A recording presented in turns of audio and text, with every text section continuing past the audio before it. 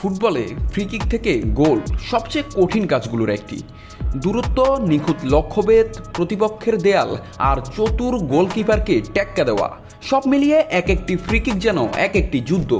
তবে এমন কঠিন যুদ্ধেও কিছু যোদ্ধা আছেন যাদের কাছে সবই যেন খেলনা, আর সেই যোদ্ধাদের সিংহাসনে বর্তমানে বসে আছেন একজনই, নাম লিওনেল আন্দ্রেস মেসি।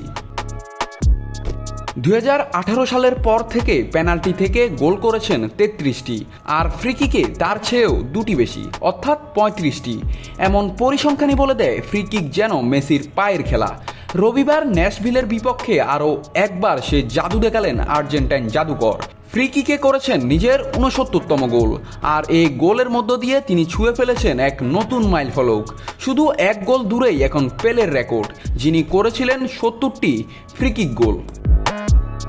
তবে তালিকার সবার উপরে রয়েছেন এক কিংবদন্তি, নাম জুনিনহো পারনাম্বুকামো। ফ্রি কিক মানেই তার নাম, কারণ 77টি গোল করে তিনি আছেন এই তালিকার শীর্ষে।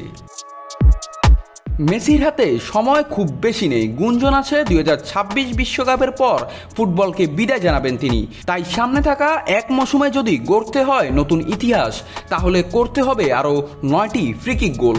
তালিকার সবার উপরে উঠতে পারবেন কি মেসি? ফুটবল বিশ্ব এখন সেই মাহেন্দ্রক্ষণে তাকিয়ে। নাত রাহুল, নিউজ না স্পোর্টস।